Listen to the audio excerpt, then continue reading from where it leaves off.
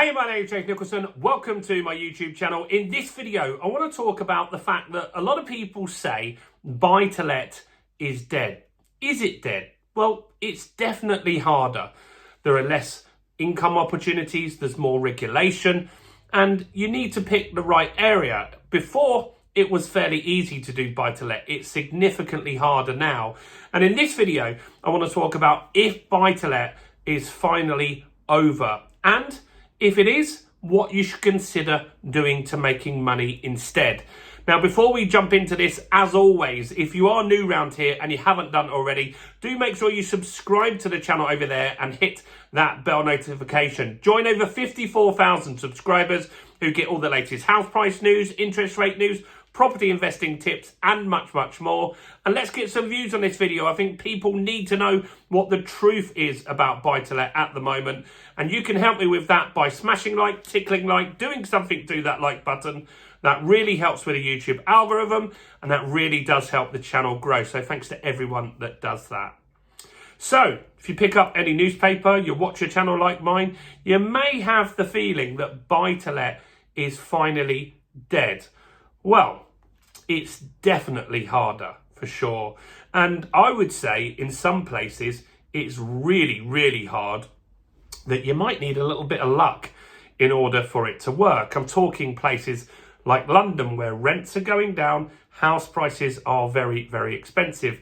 The southeast can also be tough with buy-to-let. Now, it can work in the northeast. So in the northeast, for example, a yield on a buy-to-let property on average is 9.8%, which isn't bad because rents are fairly high, house prices are still relatively cheap in those areas.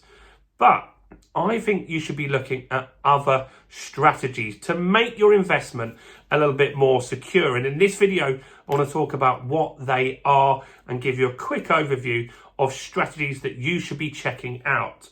First off, I want to talk about what if you don't have a lot of money, then you could look at a strategy called rent to rent. Now, there are lots of landlords at the moment that want to leave the market. They may even have their property for sale at the moment. And the problem they've got is that there's not lots of buyers at the moment. So even if you want to get out of the market, it can be fairly difficult. So you can go to landlords like that and you can offer them a guaranteed rent. And you can say, look, you've got your property on, I'll guarantee the rent for you, but I want to run it as a corporate let. And you could look at different strategies there. Now, there's two strategies that would work well here. One is that you run it as the corporate let. And so you run it from the landlord, you pay the landlord, you deal with all the maintenance, and then you run it as serviced accommodation. So you run it on Airbnb, on booking.com, on various other places, and you get tenants on a nightly basis. Now, you charge more, you have to manage it, you have to get the cleaning done, but it's high cash flow.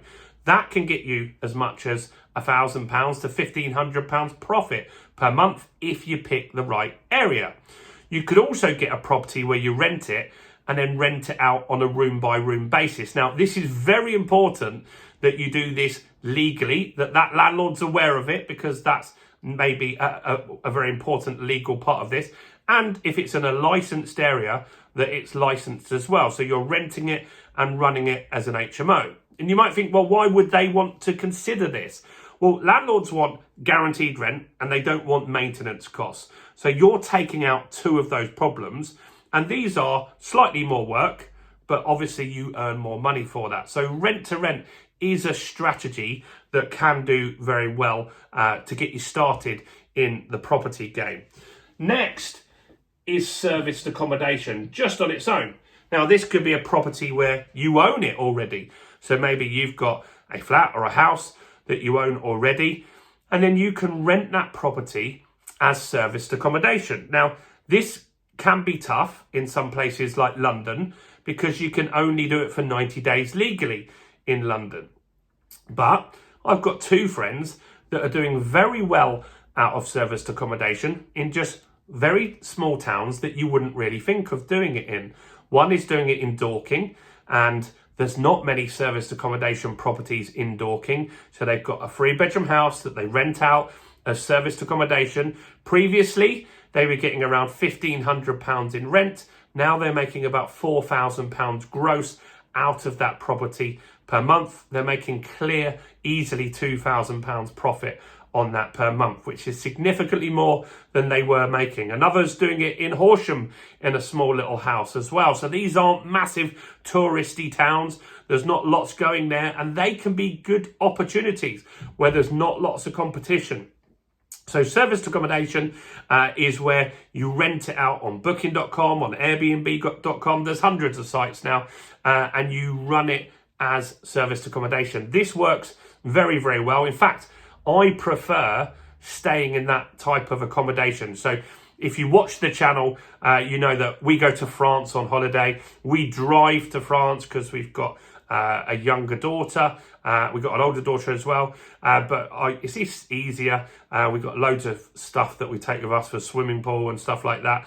And so we drive, and on the way down to the south of France, we'll stay 1 or 2 nights in serviced accommodation. We find that better because my partner and I can stay up, have a few drinks when Amelie's gone to bed early. It's just easier than a hotel. So serviced accommodation is another high cash flow strategy. Next is HMOs. That is where we talked about renting it and running it as an HMO, but you could own the property as a buy-to-let and then turn it into an HMO, and that's where you rent it out on a room-by-room basis. So let's say, for argument's sake, you've got a property that's got 3 bedrooms, but it's also got a dining room and a living room. You could turn the dining room and living room into bedrooms. Obviously, you've got to check all the rules and regulations on that. You've got to get licensed and stuff like that. It's not that difficult to do. And then you rent it out on a room-by-room basis. You'll get significantly more rent that way. And a lot of landlords are moving into this strategy because it is high cash flow. You must follow the rules, you must follow the regulations, but this is a great opportunity to get some decent cash flow as well. So HMOs, they are a decent strategy. Now the next one is something called a lease option. And this is where, and this can work in this market. So there are tons of people that watch my content that are saying they're landlords that want to sell. Now they get the property on the market and they realise there isn't lots of buyers at the moment. Or maybe they just want a price or need a price that the market isn't ready to pay at the moment. So what I mean by that is they must sell that property at 200 grand, because if they don't, they just won't make any money, right? They won't make any money on the sale, or lose money potentially as well after tax and all that kind of stuff. So they need 200 grand, but the market says the market value is only 175 grand. So you can agree that you'll pay them 200 grand, but you can't pay them today.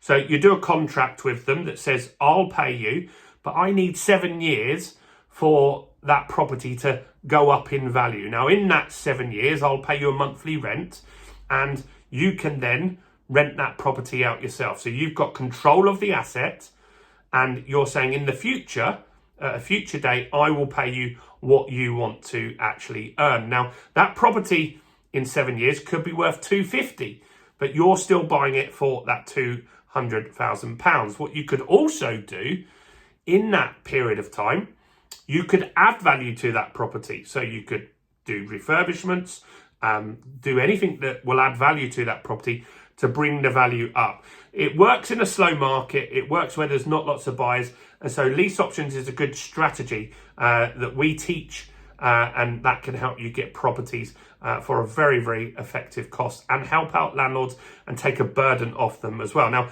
I've got some more strategies, but before we jump into that, all of these strategies that we're talking about, we actually cover in our Property Accelerator program.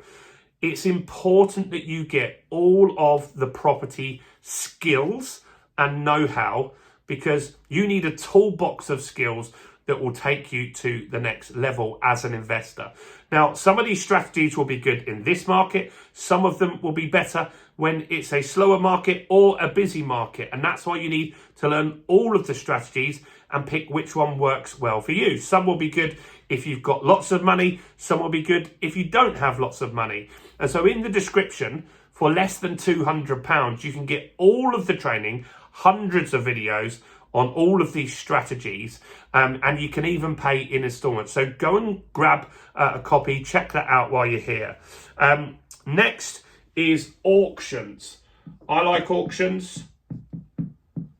They are a great way to get a deal. When I started this channel, the reason I did this was because I wanted to hold myself accountable and just make sure I was learning everything that was happening in the property market, because I wanted to buy some properties for my two girls. I've got George, who's 25, and I've got Amelie, who's 5, and we've bought them 3 properties now. Georgia's got 2, Amelie's got 1, Amelie needs another one, which we're working on.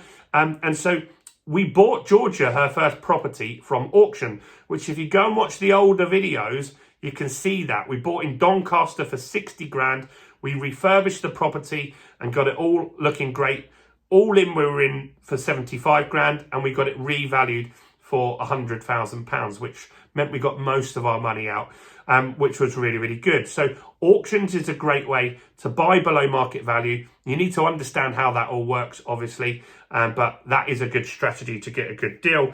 And the last strategy is by far my best, and that's the buy, refurbish, refinance, rent strategy. That's where you buy a property. You need a property that you can add value to. You then refurbish the property. So we do light refurbs. We're talking kitchens, bathrooms, carpets, decorating. Nothing crazy, right? And then we refinance the property.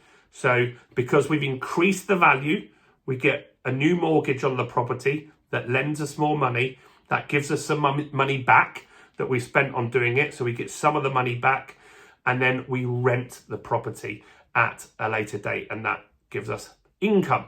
And so this strategy is done very well. This property we bought at auction, bought it for 60. We refurbed it. That cost us around 15 grand. Kitchen, bathroom, decorating, it can be done for that. And we teach you how to do that in the Property Accelerator. We refinanced it. So we got a mortgage saying it was worth 100. That means they'll lend us 75 grand. And they gave us that 75 grand back, meaning we got nearly all of our money back out of that deal. And then we rent that property out. So that's a great strategy. So look, buy to let, it's hard, it's tough. It's really, really difficult in the southeast in London. So you should be looking at different strategies in combination with it. I think the buy, refurbish, refinance, rent strategy is my favorite, because you're adding value to that property, and that's giving you some buffer in case the market drops, and it makes it easier when you're refinancing, and that's the strategy that makes you the most money. Let me know what you think about that. Do check out the course in the description. Grab a copy of it. Its installments are an option, so you can grab it over a few months to make it easier. Do like the video and subscribe, and also check out all the other content we've got on the channel now, including this video right here.